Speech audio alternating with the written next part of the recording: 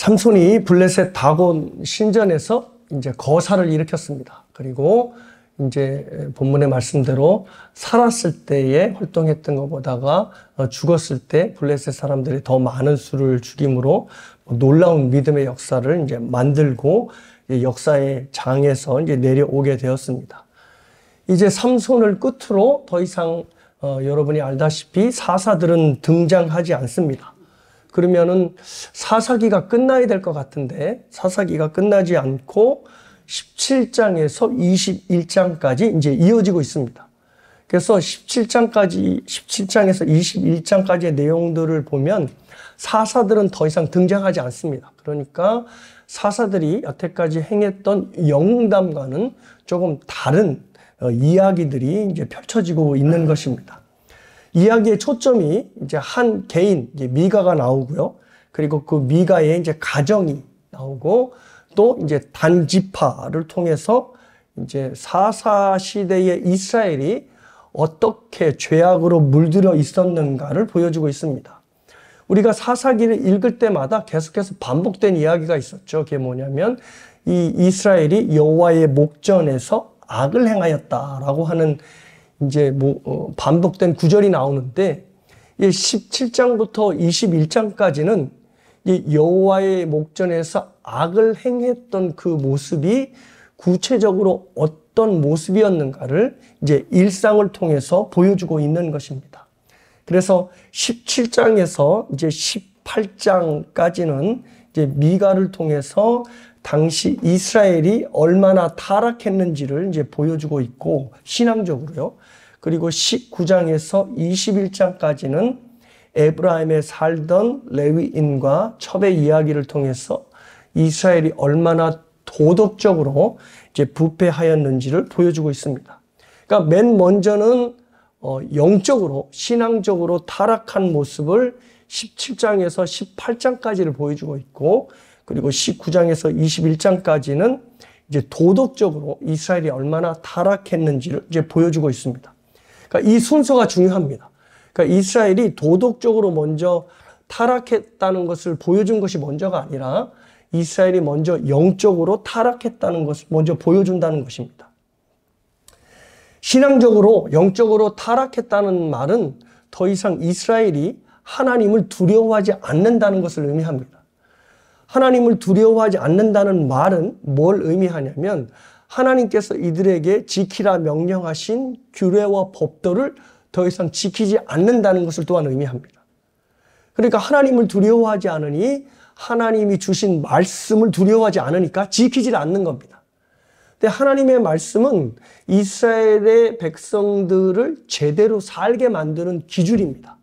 그런데 이들이 하나님의 말씀을 두려워하지 않고 하나님의 말씀을 지키지 않으니 이들의 삶에서 뭐가 없어졌다고 하는 거냐면 그들의 삶에서 기준이 없어졌다는 것을 의미합니다. 저와 여러분이 살면서 항상 선택과 결정을 하게 되죠. 근데 선택과 결정을 하게 될 때 항상 기준을 삼습니다. 기준을 삼아서 이것은 해야 돼, 이것을 하지 말아야 돼 라고 하는 것을 결정하는데 그 결정을 그리스도인들은 하나님의 말씀을 가지고 기준을 삼아서 결정하는 거죠. 근데 당시에 이스라엘 사람들은 그 기준을 삼을 만한 하나님의 말씀이 없어지게 된 것입니다. 그리고 그 하나님의 말씀 대신 뭐가 올라왔냐면 자기 자신이 자기 삶에 있어서 기준이 된 것입니다. 그래서 여러분들이 계속 이제 17장에서 21장까지 읽어보면 이 말씀들이 계속 반복됩니다. 그때는 이스라엘의 왕이 없으므로 각각 자기의 소견대로 행하리라 라고 하는 말씀이 계속해서 반복됩니다. 17장 6절, 18장 1절, 19장 1절, 그리고 사사기의 맨 마지막 장, 마지막 절인 21장 26절인가요? 그 말씀에서도 역시 동일하게 나옵니다. 그때에는 이스라엘의 왕이 없으므로 자기의 소견에 옳은 대로 행하였다 라고 하는 말씀이 계속대로 반복이 됩니다. 하나님의 백성이 하나님의 말씀을 가지고 자기의 삶의 기준을 삼아야 될 사람들이 하나님의 말씀을 치워버리니까 자기 자신이 자기 삶의 기준이 되어서 살아가는 겁니다. 그래서 하나님이 없는 세상을 자기 스스로 살아가는 겁니다. 그래서 오늘 설교 제목이 하나님이 없는 세상이 되는 것입니다. 그래서 17장에서 21장까지를 보면 야, 이것이 이스라엘 백성들이 맞아? 라고 할 정도로 정말 끔찍한 일들이 일어납니다. 성경 속에 이런 이야기가 있어도 되나 할 정도로 그 이야기들이 펼쳐집니다. 근데 그 이야기의 시작이 어디에서 시작됐냐면 바로 하나님의 말씀을 두려워하지 않는 이스라엘의 개개인에서부터 시작되었다는 것입니다.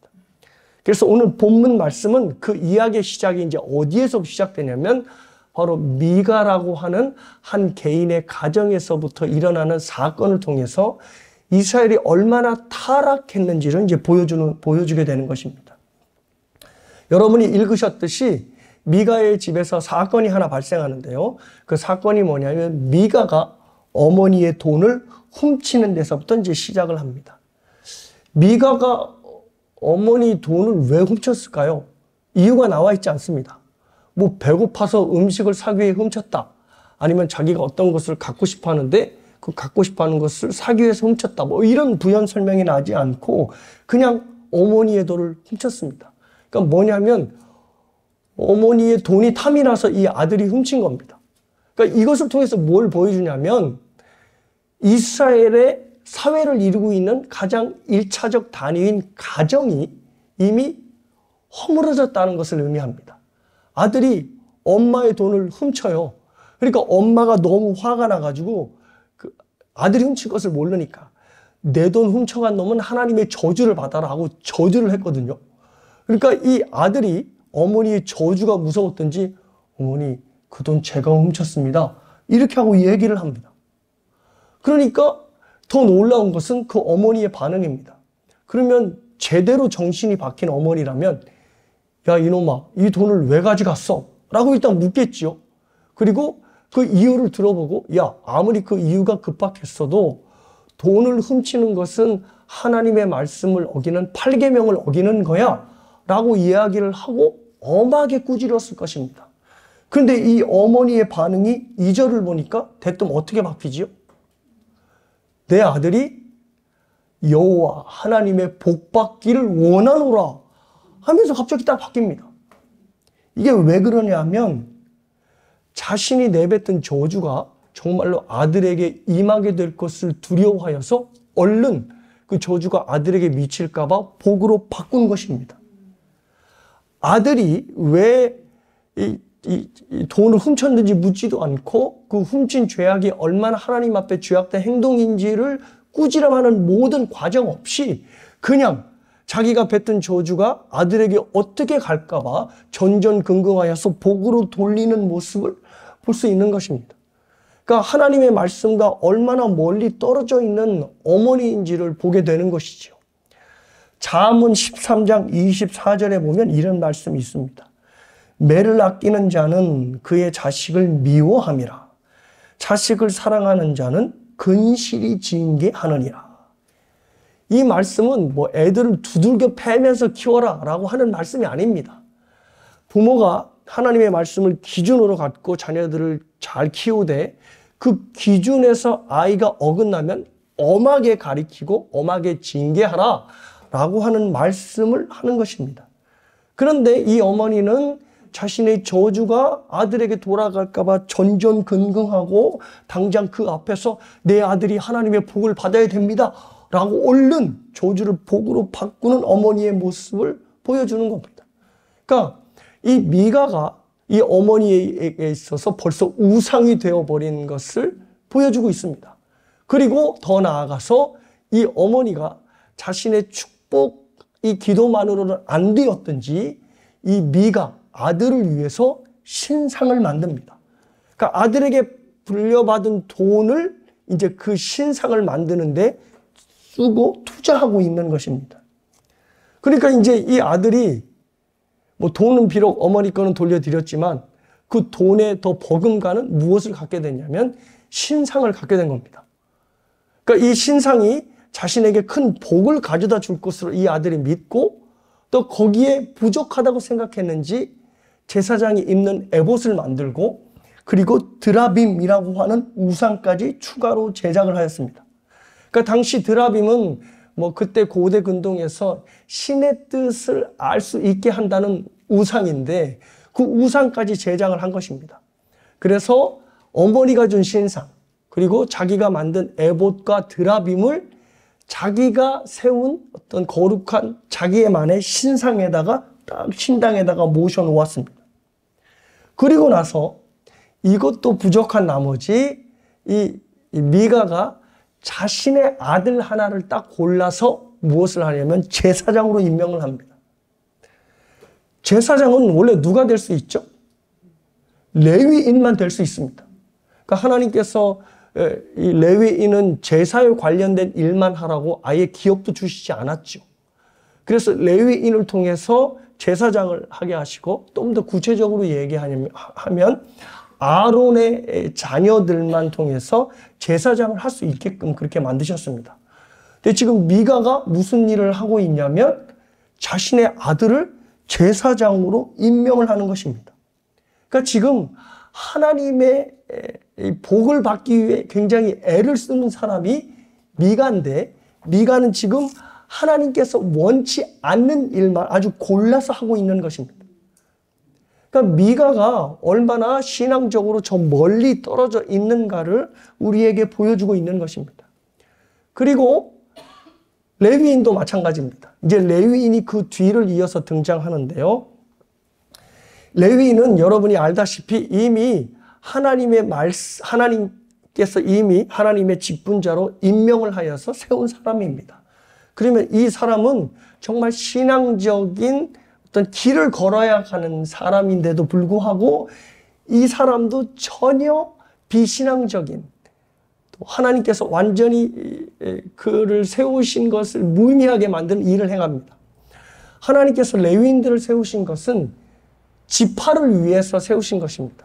그래서 그 지파에서 행해지는 모든 하나님에 관련된 제사 업무를 감당하기 위해서 세우셨는데 이 지파가 자신의 안위를 위하여서 미가의 개인적인 제사장이 되도록 취업을 합니다.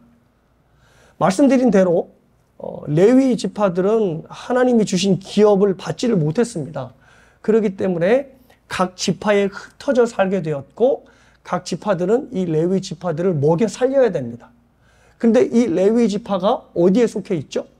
유다 지파에 속해 있습니다. 근데 지금 미가는 어디에 있죠? 에브라임 산지에 살고 있습니다.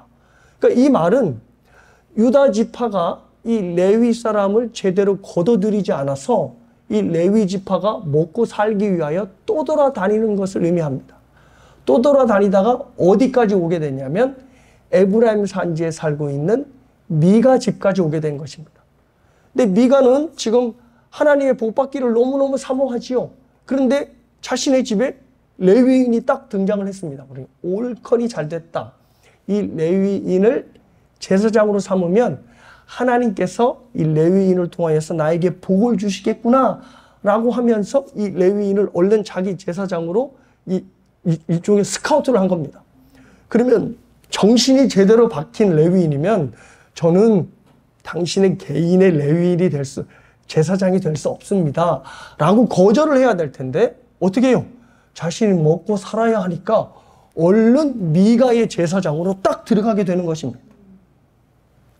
그러니까 사사시대에 하나님께서 모세를 통하여 율법을 통해서 완전히 시스템을 갖춘 정말로 기가 막힌 여호와 하나님의 신앙이 완전히 왜곡되고 무너져 내려갔음을 이 미가와 레위인을 통해서 보여주는 것입니다. 자, 그리고 이제 18장을 통해서는 단지파를 통해서 이제 그 신앙이 얼마나 무너져 내려가고 있는가를 보여줍니다. 자, 미가라는 평신도에서 이제는 종교 지도자인 레위인 그리고 이스라엘의 지파인 단지파로 그 이야기가 옮겨지게 되는 것이죠. 본문이 단지파에 대해서 이제 이렇게 설명합니다. 18장 1절에 보면 하반절에 이스라엘 지파 중에서 기업을 분배받지 못했다라고 단지파에 대해 설명합니다. 그러면 이상하다. 하나님께서 아까 레위 지파만 기업을 주지 않았다고 했는데 단지파도 기업을 주시지 않았나? 근데 그렇지 않습니다. 단지파도 분명히 약속의 땅을 기업으로 받았습니다. 그래서 여러분이 저 화면에서 보다시피 저거는 이스라엘이 가나안 땅으로 들어가기 전이거든요. 그러니까 가나안 땅에 들어가기 전에 저렇게 하나님께서 여호수아를 통하여 각 지파들에게 땅을 분배하셨습니다. 보면 분명히 단지파가 있지요. 그러니까 단지파에게 기업을 주시지 않은 것이 아니라 단지파에게 분명히 기업을 주셨습니다. 자, 그런데 단지파 바로 밑에 뭐가 있죠? 블레셋이 있습니다. 그러니까 블레셋은 가나안 족속이고요. 굉장히 문명이 발달한 철기 문명을 가진 족속이었습니다. 그리고 그 철로 우리가 알고 있는 철벽옷도 만들고 창과 칼을 만드는 그런 문명이 발달한 족속이었고 또 굉장히 전투에 능한 전쟁에 강한 족속이었습니다. 자, 그러니 단지파는 지금 어디랑 겨뤄야지만 더 땅을 뺄 수 있을 수 있냐면 블레셋과 싸워서 이겨야지만 그 땅을 빼앗을 수 있는 겁니다. 그러니까 굉장히 힘겨운 싸움을 하게 될 것이죠. 하지만 하나님께서 단지파에게 저 기업을 주셨다는 것은 하나님이 도와주시면 단지파가 저 블레셋을 무찌를 수 있다는 것입니다. 자, 그런데 사사기 1장 기억하세요? 사사기 1장에서 단지파가 어느 지경까지 왔냐면 블레셋에게 쫓겨서 저 산지로 멀리 도망가서 굴에 숨었다는 것까지 보여주고 있습니다. 그러니까 단지파가 하나님이 주신 기업을 차지하는 것을 실패했다는 것입니다. 그리고 나서 18장에 단지파가 어디를 공격하려고 하죠? 라이스라고 하는 성읍을 공격하려 합니다. 근데 화면에서 보시다시피 이 왼쪽 그림에서 라이스는 어디에 있냐면 이스라엘의 맨 꼭대기에 있습니다. 바로 여기에 있어요. 이게 바로 라이스입니다. 그 단지파의 땅은 여기 하나님께서 기업을 주셨는데 지금 단지파는 저 위로 올라가서 그 라이스를 쳐서 공격하려고 하는 겁니다. 그 라이스는 하나님이 주신 기업이 아니었어요. 그런데도 그 땅이 살기 좋더라라고 생각해서 자기들이 결정해서 올라가서 그 땅을 차지하려 하는 겁니다. 자, 하나님께서 이스라엘에게 가나안 땅을 주신 이유는 바로 이유가 있습니다. 어떤 이유가 있냐면 가나안 땅이 죄악으로 가득 차 있었기 때문입니다. 그래서 하나님께서 이스라엘을 군사로 여겨서 그 군사를 통하여서 그 가나안 사람들을 심판하시기 위해서입니다. 그러니까 가나안 사람들은 강한 자들만 잘 먹고 잘 살고 아주 약한 자들은 아주 업신여기고 자기의 발 밑에 두는 그런 끔찍한 사회를 구성하고 있었습니다. 그래서 하나님께서 이스라엘을 통하여서 가나안을 치고 하나님의 공의의 말씀으로 가나안을 심판하기 위해서입니다. 근데 지금 단지파는 무엇을 하고 있냐면 하나님과 전혀 심판과 해당되지 않는 라이스 사람들을 단지파의 정복의 대상으로 삼고 있는 것입니다.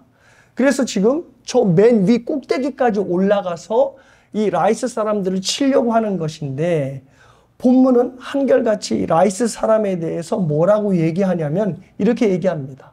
그 사람들은 염려 없이 거주하며 시돈 사람들이 사는 것처럼 평온하고 안전하다라고 하는 말을 계속해서 하는 것입니다. 그러니까 이 말은 라이스 사람들은 가나안 사람들과 다르다라고 하는 것을 이 성경이 계속해서 말을 하는 겁니다. 뭐냐면 이 배경 안에는 단지파가 라이스 사람들을 점령해서는 안 된다라고 하는 것을 말해주고 있는 것입니다. 그런데 이 단지파 사람들이 어떻게 하냐면 미가로부터 제사장을 뺐죠. 이제 여러분이 알다시피.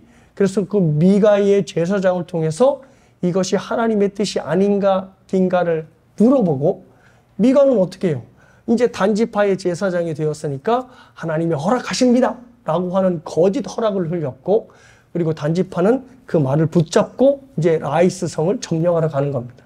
이것이 바로 18장 전부의 내용인 것입니다. 이제 18장을 조금 더 자세하게 후에 설명을 하겠는데요. 자, 우리가 지금 언급한 미가, 레위인, 단지파 이 세 부류들을 보면 공통점이 하나 있습니다. 그게 뭐냐면 자신의 이익을 위하여 하나님을 철저하게 이용하고 있다는 것입니다. 미가는 복을 받기 위하여서 레위인을 이용하고 있고, 또 레위인은 하나님이 주신 자신의 직분을 이용하여서 자신의 먹고 살 길을 하나님을 통하여 이용하고 있고, 또 단지파는 이 하나님이 주신 기업과 상관없는 라이스를 정복하기 위해서 자기가 고용한 제사장에게 하나님의 뜻을 묻고 있습니다.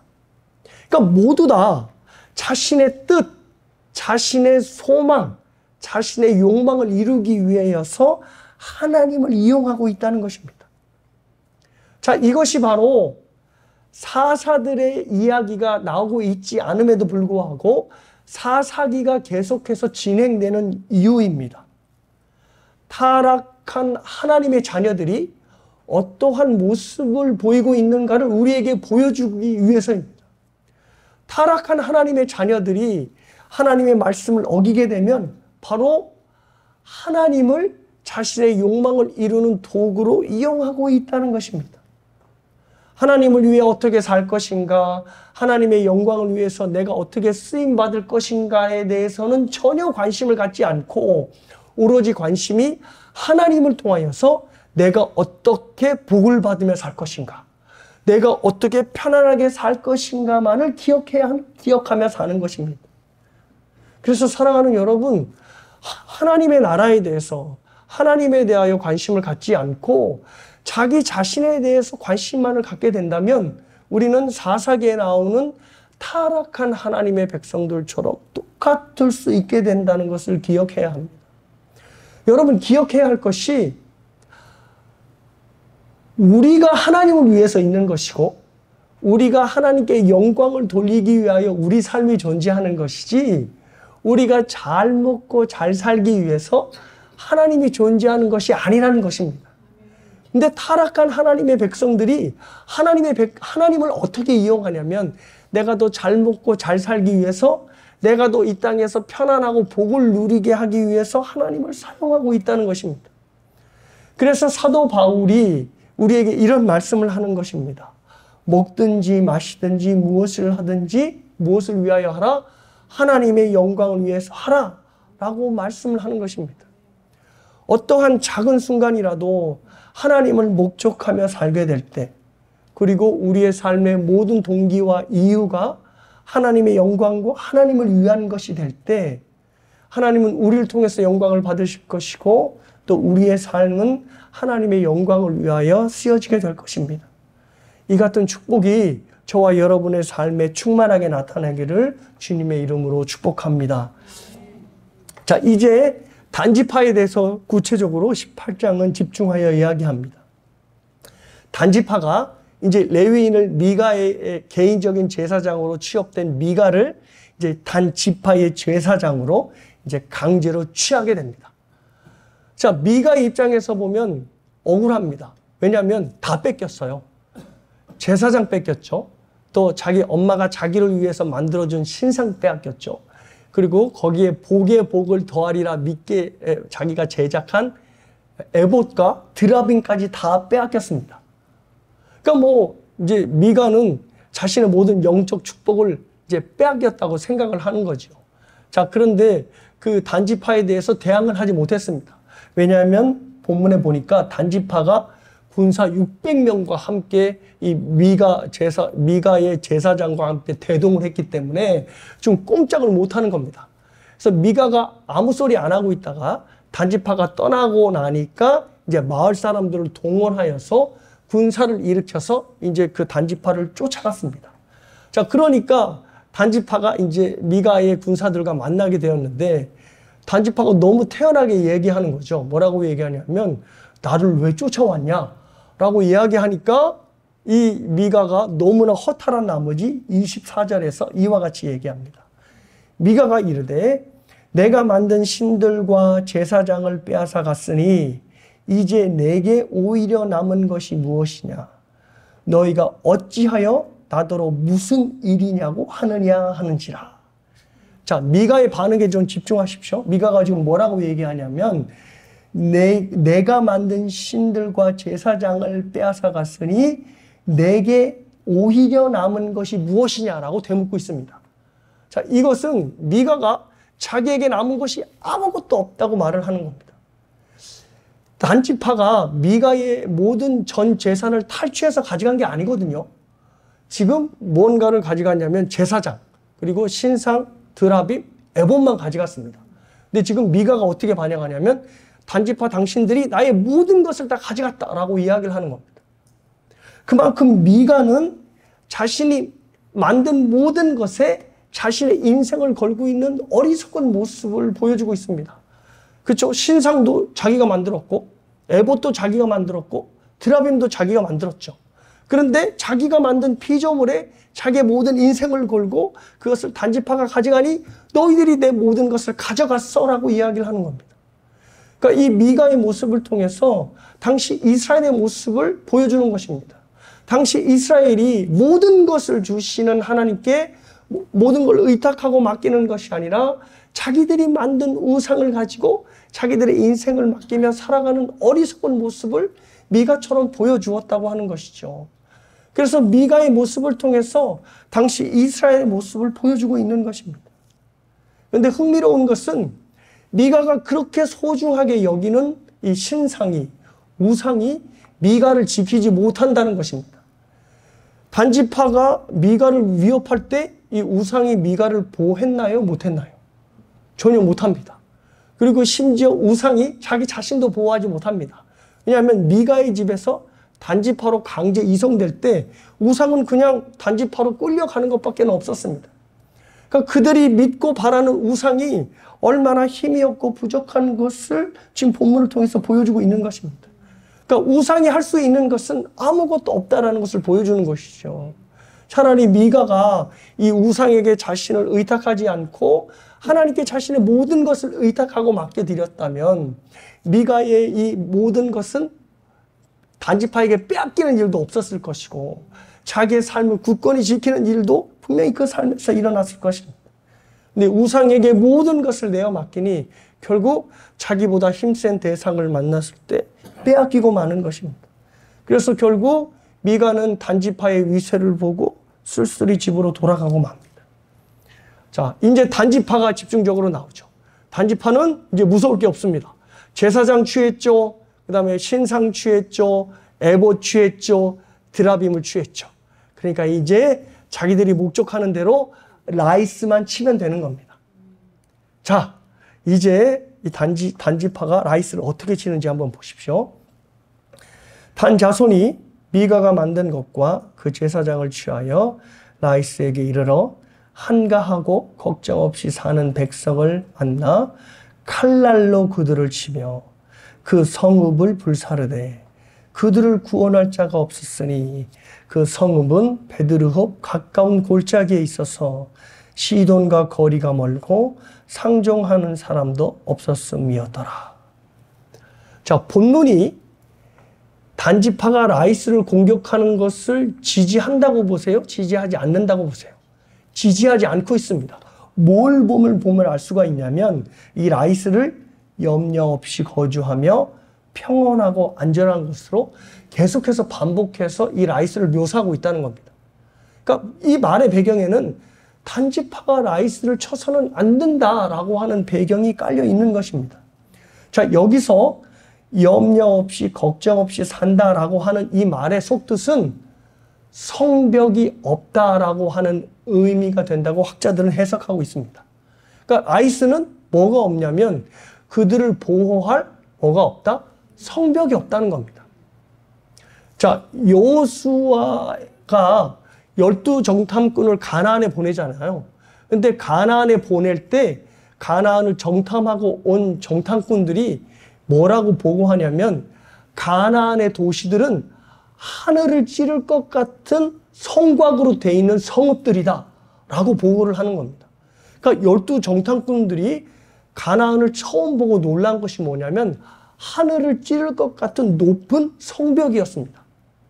근데 라이스는 뭐가 없다고요? 저 의미에 의하면 성벽이 없는 겁니다. 그러니까 라이스는 가나안의 일반 도시들과는 다르다라고 하는 것을 본문이 보여주는 겁니다. 그러니 하나님께서 이스라엘을 향해서 가나안을 치라고 했을 때 그 가나안 족속이 라이스가 아닌 것임을 알 수 있는 거죠. 자, 그런데 단지파는 지금 가나안의 족속의 하나로 이 라이스 성읍들을 삼고 똑같이 여호수아가 가나안을 정복하는 것처럼 라이스를 정복합니다. 칼날로 모든 백성들을 치고 그 성읍을 불살랐습니다. 잔인하게 단지파 사람들이 라이스를 정복한 것입니다. 그리고 더욱더 놀라운 것은 이들이 하나님의 뜻인 양 라이스를 정복한 후에 미가에게서 빼앗은 신상을 가지고 이 안에다가 신당을 짓는다는 것입니다. 그래서 30절과 31절을 보시면 다음과 같이 말씀합니다. 30절과 31절을 읽어드리면 이렇습니다. 단 자손이 자기들을 위하여 그 새긴 신상을 세웠고 모세의 손자요 게르솜의 아들인 요나단과 그의 자손은 단 지파의 제사장이 되어 그 땅 백성이 사로잡히는 날까지 이르렀더라. 하나님의 집이 실로에 있을 동안에 미가가 만든 바 새긴 신상이 단 자손에게 있었더라.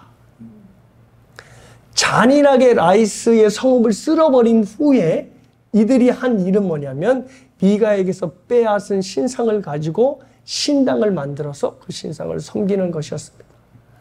그래서 단지파는 공식적으로 지파 전체가 하나님이 아는 우상을 섬기는 우상 섬김의 첫 번째의 지파가 되는 불명예를 안고 말았습니다. 그러니까 보십시오.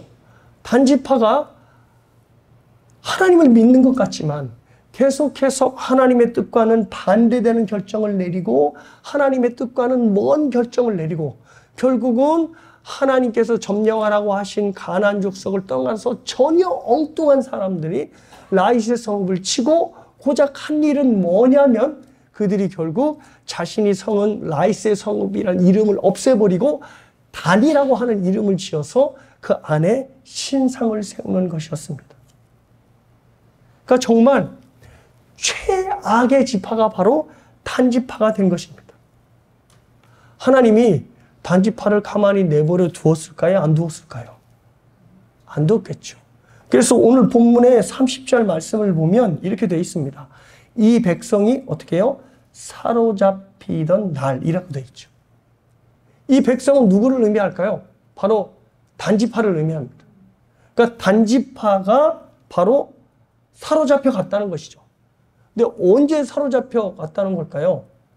북이스라엘이 멸망을 해서 그때 단지파가 사로잡혀 가서 없어졌다라고 하는 학자들도 있지만 대부분의 학자들은 뭐라고 보냐면 단지파가 훨씬 그 이전에 없어졌을 것이라고 보고 있습니다. 그 근거를 뭐에서 보냐면 31절에 하나님의 집이 실로에 있을 동안 그 동안에만 뭐가 있었다? 단지파가 북쪽에 있었다는 거죠. 라이스에.